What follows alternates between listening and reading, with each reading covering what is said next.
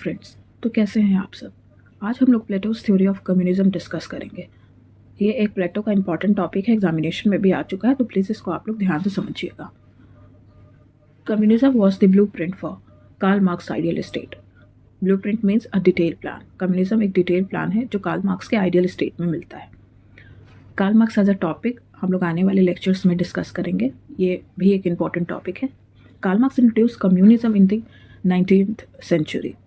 Karl Marx introduce किए थे communism as a term in 19th century, लेकिन जो इसका विचारधारा है, जो आइडिया है, वो बहुत पहले से है, मतलब ओल्डर है, एंशियंट है। The idea of communism advocates, जो कम्युनिज्म का आइडिया है वो क्या बोलता है? Common ownership over private ownership. इसका मैं सिंपल वर्ड्स में बताऊँ, जिसको आप क्लासलेस सोसाइटी बोल सकते हैं। क्लासलेस सोसाइटी क्या है? जहाँ रिसोर्सेज, वेल्थ, अपॉर्चुनिटी सबको दिया जाए सोसाइटी में, कोई उससे वंचित ना हो, सबको मिले वो, शेयर्ड बाई एवरीवन। एंड जो मीन्स ऑफ प्रोडक्शंस होते हैं जैसे फार्म्स, फैक्ट्री, वो मेनली कौन कंट्रोल करे? वो कंट्रोल करे कम्युनिटी और स्टेट। किसी प्राइवेट ओनरशिप के हाथ में ना जाए, प्राइवेट हैंड्स में ना जाए। इसी को हम लोग कहते हैं communism. Plato proposed communism specially for the guardian class. Guardian class कौन थे? Rulers and the soldier class, जिसको हम लोग वॉरियर क्लास भी कहते हैं, in his ideal society. Why did he proposed? लेकिन उन्होंने ये प्रपोज क्यों किया था? लायक क्यों था communism? To address the issue of corruption within the ruling classes. जैसे हम लोग को पता है कि एथेंस की हालत बहुत ख़राब थी, वहाँ बहुत करप्शन था। और वो क्यों था? क्योंकि जो रूलिंग क्लास थे वहाँ के, वो बहुत ज़्यादा करप्टिंग प्रैक्टिस में थे, बहुत ज़्यादा करप्ट एक्टिविटीज़ में वो रहते थे। तो इसी को डील करने के लिए उन्होंने कम्युनिज्म लाया था गार्डियन क्लास के लिए। करप्शन में आपको सिंपल वर्ड्स में बताऊँ तो misuse of public office for individual interest और पर्सनल इंटरेस्ट। मतलब एग्जाम्पल के तौर पे, जैसे पब्लिक फंड्स का यूज़ कोई इंसान अपने पर्सनल गेन के लिए या वेस्टेड इंटरेस्ट के लिए यूज़ करे, तो वो करप्शन उसको कहा जाता है। विच टाइप ऑफ कम्युनिज्म, किस टाइप का कम्युनिज्म प्रपोज्ड बाई प्लेटो? तो two types of communism Plato proposed, the communism of property and the communism of family. जो कम्युनिज्म ऑफ फैमिली है, बहुत स्ट्रॉन्गली क्रिटिसाइज किया गया है इनके सबसे बड़े डिसाइपल के द्वारा, और वो कौन थे? वो एरिस्टोटल थे। Why communism of property?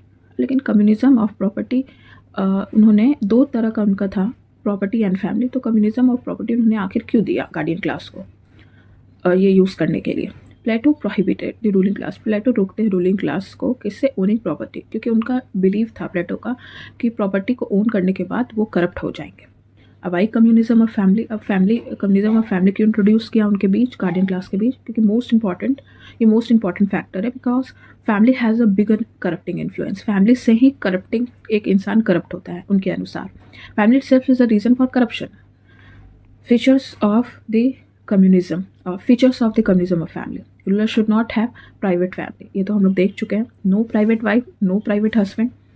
Who will marry whom will be decided by state. Even कौन किससे मैरिज करेगा वो भी स्टेट डिसाइड करेगा, क्योंकि स्टेट का गुड है उसमें।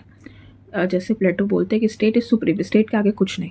तो यहाँ इंडिविजुअल फ्रीडम को भी वो कट करते हैं, क्योंकि स्टेट डिसाइड करेगा कि कौन किससे मैरी करेगा। Only ablest of man and ablest of women will be allowed to marry. जो सबसे, मतलब एक होते हैं ना सुपीरियर जो होंगे, जो इंटेलेक्चुअल में होंगे, जो बुद्धि में होंगे, रीजन में होंगे, वही एक दूसरे से शादी करेंगे, man and women allowed to marry. ऐसा क्यों? क्योंकि प्लेटो वॉज परफेक्शनिस्ट, वो बिल्कुल परफेक्शनिस्ट थे। इनकी जो आइडियलिस्ट वाली, वो रियल लाइफ में उसको इम्प्लीमेंट करना मुश्किल है, क्योंकि परफेक्ट तो कुछ होता ही नहीं। वो इंसान का नज़रिया है कि उसको परफेक्ट इम्परफेक्ट बनाता है। He wanted Athens to be the best race. Athens को वो बेस्ट रेस बनाना चाहते थे, क्योंकि वो वही थे, देशभक्त थे, तो वो एथेंस को एकदम बहुत अच्छा सबसे ऊपर रखना चाहते थे। This has eugenic purpose. Genetic engineering means they show racism in Plato. Eugenic का मतलब होता है, आपका हो गया यूजेनिक का मतलब improving human population through control breeding. मतलब ह्यूमन जो पॉपुलेशन है उसको अच्छा क्वालिटीज़ देना, स्किन कलर, इंटेलेक्चुअल, रीजन, वो अच्छे से बिहेव कर सके, अच्छे से चीज़ों को समझ सके। वो मतलब आर्टिफिशियल तरीके से जो इम्प्रूव करना होता है, सेलेक्टिव ब्रीडिंग, वही आर्टिफिशियल तरीके से जो इम्प्रूव करना होता है उसी को यूजेनिक बोलते हैं। पर ये अनएथिकल है, क्योंकि इस नेचुरल नहीं है, आप अपने फ़ायदे के लिए दो इंसान का यूज़ कर रहे हो। जेनेटिक इंजीनियरिंग, ये साइंस का टर्म है, साइंस में भी बहुत यूज़ होता है। इसका मतलब है manipulating organism DNA to change और improve certain trends like height, skin colour. तो ये सब क्या दिखा रहा है? ये सब दिखा रहा है कि वो मतलब आर्टिफिशियल तरीके से वो कंट्रोल करना चाह रहे हैं वहाँ के पॉपुलेशन को, उनको इंटेलेक्चुअल देना चाह रहे हैं, एक सर्टेन पॉपुलेशन को, लाइक गार्डियन क्लास को, रूलिंग क्लास है जो। तो ये क्या दिखाता है? ये रेसिज्म दिखाता है। रेसिज्म मैं आपको सिंपल में बताऊँ कि ये एक तरह का बिलीव है कि जो सम इंडिविजुअल है वो born with superior quality, superior ability and treat others like inferiors. तो इससे क्या होगा? इससे डिस्क्रिमिनेशन आएगा सोसाइटी में, अनइक्वल ट्रीटमेंट आएगा, कुछ लोग खुद को ऊपर समझेंगे दूसरे लोगों से, तो ये अनइक्वल इनइक्वालिटी आएगा। ठीक है, तो यही वो ये सबसे बड़ा इनका क्रिटिक है, ये सबसे बड़ा इनका क्रिटिसिज्म है कि ये रेसिज्म को प्रमोट करते हैं। वंस चाइल्ड इज बॉर्न, एक बार चाइल्ड बॉर्न हो जाएगा तो there is no need for husband and wife to stay together. तो कोई नीड नहीं है हस्बैंड एंड वाइफ को एक साथ रहने की। The child will be taken in the custody of the state. वो चाइल्ड कहाँ चला जाएगा? स्टेट के कस्टडी में। स्टेट अब उसका यहाँ से देखभाल करेगा, देख रेख करेगा।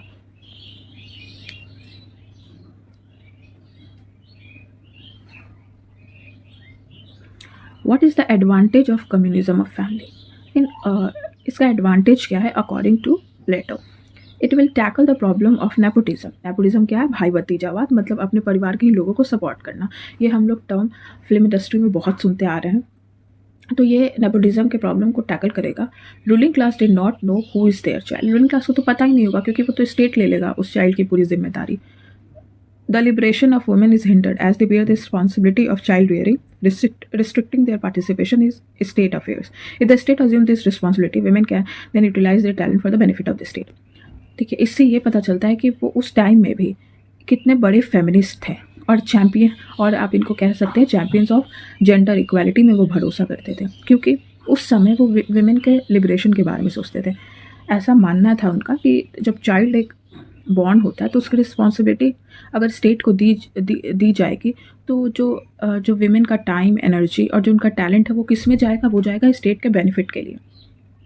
विमेन अपना जो टैलेंट, टाइम है वो स्टेट के बेनिफिट में यूज़ करेंगी। सोचिए उस समय का उनकी जो ये थिंकिंग थी, हम लोग इनको आइडियलिस्ट ज़रूर कह सकते हैं कि मतलब इनके विचार को इम्प्लीमेंट करना मुश्किल है, लेकिन यहाँ जो वो विमेन की बात करते हैं आज भी हम लोग वही कर रहे हैं। आज भी हम लोग यही चाह रहे हैं कि विमेन को लिबरेशन मिले, विमेन हर फील्ड में आए, और वो आ भी रही है। लेकिन उस टाइम पे ऐसी सोच रखना ये कॉमन नहीं है, ये साधारण नहीं है। तो state will not be deprive of the talent of the half of the race. इससे क्या हो जाएगा कि जो स्टेट है वो डिप्राइव नहीं रहेगा, वो वंचित नहीं रहेगा किससे? Half of the human race, मतलब विमेन से, मतलब लेडी फीमेल से। अब यहाँ पे why does Plato not propose communism for the third class? लेकिन प्लेटो जो ये टर्म, जो आइडिया है कम्युनिज्म का, वो थर्ड क्लास मतलब एपिटाइट क्लास जो इकॉनमी में इन्वॉल्व होते हैं उनके लिए क्यों नहीं ये यूज़ करते हैं? तो उनका कहना है कि ये पॉसिबल भी नहीं है, नेसेसरी भी नहीं है, मतलब ये इसका संभावना नहीं है और ये ज़रूरत भी नहीं है।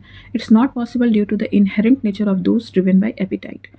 क्योंकि जो एपिटाइट क्लास होता है उसमें पहले से इनहेरेंट होते हैं सेल्फिश डिज़ायर, और वो इस डिज़ायर को कंट्रोल करने में स्ट्रगल करते हैं फॉर वर्ल्डली प्लेजर। उनके लिए वर्ल्डली प्लेजर सबसे ऊपर होता है। ठीक है, सबकी अपनी अपनी क्वालिटी होती है। जैसे इनमें सेल्फिश डिज़ायर ज़्यादा है, इन्हें लस्ट फॉर पावर, मनी, ये सब में वो ज़्यादा रहते हैं, तो उनके अंदर पहले से ये इनहेरेंट है।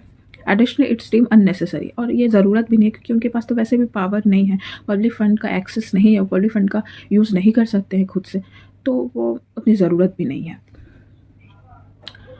Which is the primary mechanism proposed by Plato to address the problem? तो प्राइमरी क्या वैसा मतलब एलिमेंट है जो प्रपोज करते हैं Plato to address this problem of corruption among ruling class? तो एजुकेशन सिस्टम तो उनका प्राइम मेथड है, मतलब सबसे पहला मेथड है जो प्लेटो यूज़ करते हैं करप्शन के लिए। The prime according to Plato the prime reason for corruption is the ignorance. जो प्राइम रीज़न है, जो मेन कॉज है एक करप्शन होने का इन रूलिंग क्लास, वो क्या? इग्नोरेंस। इग्नोरेंस क्या है वो मैंने सोक्रेटिस के लेक्चर्स में ले लिया, आप शॉर्ट्स में भी इसको देख सकते हैं। For him until philosopher other rulers you can't solve. जब तक फिलोसफर रूलर्स नहीं बनेंगे तब तक ये प्रॉब्लम सॉल्व नहीं होगा करप्शन का, क्योंकि जो फिलोसफर है वो लस्ट ऑफ पावर, मनी, ये सब में नहीं रहते उनके। वो किसके पीछे हैं? वो ट्रू नॉलेज के पीछे हैं। उन्हें मतलब समझ है ट्रू नॉलेज की। ट्रू नॉलेज क्या है वो भी मैंने सोक्रेटिस के लेक्चर्स में लिया, आप उसको देख सकते हैं। If education is the prime mechanism, अगर एडुकेशन प्राइम मैकेनिज्म है, मतलब मेन थिंग है, तो अदर भी मैकेनिज्म क्या है जो कि डील विथ करप्शन है? वो है कम्युनिज्म। मतलब मेन जो पॉइंट है वो है एडुकेशन, और अदर जो मेथड है, मैकेनिज्म है, वो क्या है? कम्युनिज्म। अब when a philosopher has true knowledge, एक फिलोसफर के पास अगर ट्रू नॉलेज है, ये एक ले मैन का क्वेश्चन है, मतलब एक कॉमन आदमी का, तो he will not have lust money and भाई। तो सही है कि अगर फिलोसफर के पास ट्रू नॉलेज होता है तो उनके पास उनके पास मतलब वो ग्रेड नहीं होता है किस चीज़ का? मनी का एंड पावर का, और any other worldly pleasures. Worldly pleasure का मतलब है वही लोभ, जो सेल्फिश डिज़ायर होते हैं। तो फिर what is the need to propose communism for them? तो क्या नीड है, क्या ज़रूरत है कम्युनिज्म प्रपोज करना उनके लिए? Communism is an additional safeguard according to Plato. वो बोलते हैं कि एक एडिशनल सेफ गार्ड का काम करता है। मतलब ठीक है, हम तो एजुकेशन कर दी, कम्युनिज्म कर दिया है, लेकिन कम्युनिज्म क्या करेगा? कम्युनिज्म उनको एक्स्ट्रा, एक होता है ना, सेफ्टी देगा। A philosopher king has a reason, he does have appetite. Philosopher king के पास मानते हैं रीज़न ज़्यादा है, पर उनके पास एपिटाइट भी है। ठीक है। Powers have a corrupting influence. Power क्या है? करप्टिंग इन्फ्लुएंस होता है। पावर करप्ट करता है। इवन जो ब्रिटिश पॉलिटिशियन थे लॉर्ड एक्टन, वो उन्होंने भी कहा था power tends to corrupt and absolute powers corrupt absolutely. मतलब जो पावर है वो तो करप्ट करता है, एंड एब्सोल्यूट पावर्स होता है जैसे लिमिटलेस, जिसमें कोई लिमिट नहीं है, वो अच्छी तरीके से डिस्ट्रॉय करता है, करप्ट करता है किसी को। और यहाँ पे प्लेटो ने फिलोसफर को लिमिटलेस छोड़ दिया था। ठीक है, वो दूसरे के लाइफ के एस्पेक्ट को डिसाइड करते थे। तो hence it is better to have a safeguard against any such possibility. इसीलिए इसके बचाव के लिए कि वो मतलब अथॉरिटेरियन ना हो जाए, फिलोसफर या फिलोसफर किंग वो अथॉरिटेरियन ना हो जाए, दूसरे के पर्सनल फ्रीडम को ये ऑब्स्ट्रक्ट ना करे, इसीलिए ये एक एडिशनल सेफ गार्ड है कम्युनिज्म। ठीक है। अब थोड़ा हम लोग इसके क्रिटिसिज्म को देखते हैं। मैंने तो पहले ही बोला था इनके सबसे बड़े क्रिटिक कौन है? एरिस्टोटल। तो Aristotle the disciple of Plato is also the greatest critic of Plato. मतलब उनके ग्रेटेस्ट क्रिटिक है, मतलब जो सबसे ज़्यादा उनको क्रिटिसाइज करते हैं। He was extremely critical of Plato communism. ठीक है। Aristotle does not support the abolition of family and private property. वो सपोर्ट नहीं करते इनके कम्युनिज्म के थ्योरी को। According to him these are time tested institutions. ये टाइम टेस्टेड इंस्टीट्यूशंस है। This shows that people realise their utility. मतलब ये पहले से यूज होते आ रहे हैं, टाइम टेस्टेड है, और पीपल इसके यूजफुलनेस को भी समझ चुके हैं और समझते आ भी रहे हैं। Aristotle acknowledges that there are some problem. वो बताते हैं कि सम प्रॉब्लम हो सकता है, कुछ प्रॉब्लम हो सकते हैं इंस्टीट्यूशंस में, ये इंस्टीट्यूशंस में, जैसे फैमिली हो गया, प्रॉपर्टी हो गया, प्राइवेट प्रॉपर्टी, बट बहुत सारे उनके एडवांटेज भी हैं। और वो क्या है? We should not be depriving. अब उस एडवांटेज को हम लोग को खुद से डिप्राइव नहीं करना चाहिए, उस एडवांटेज को हम लोग को अनदेखा नहीं करना चाहिए। Private property is a source of motivation to work hard. ये तो सही है कि अगर किसी इंसान को इंसेंटिव मिलता है और वो स्पेशली मनी हो, तो उसको वो वर्क हार्ड करने के लिए, एक्स्ट्रा मेहनत करने के लिए प्रेरित करता है।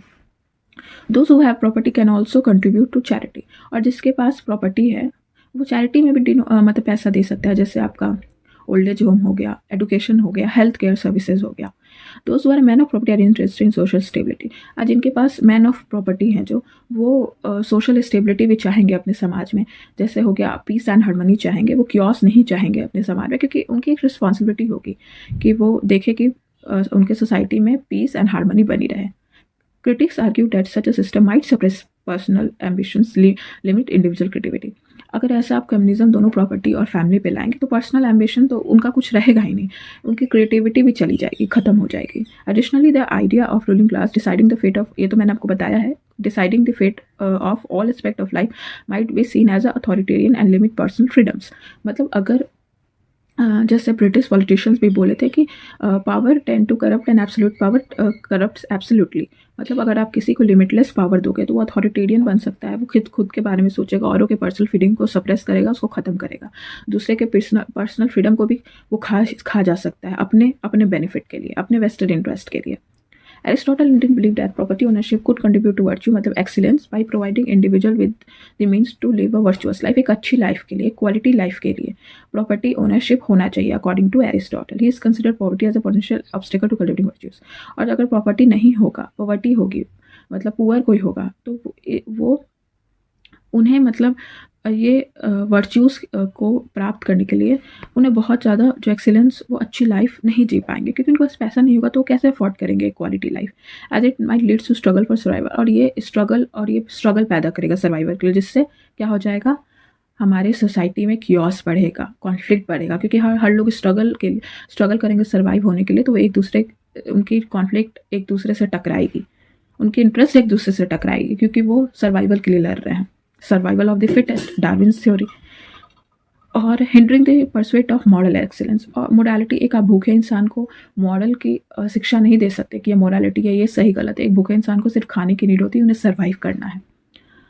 Aristotle view was that individual who possess property are more likely to be man of reason or possess rational thinking।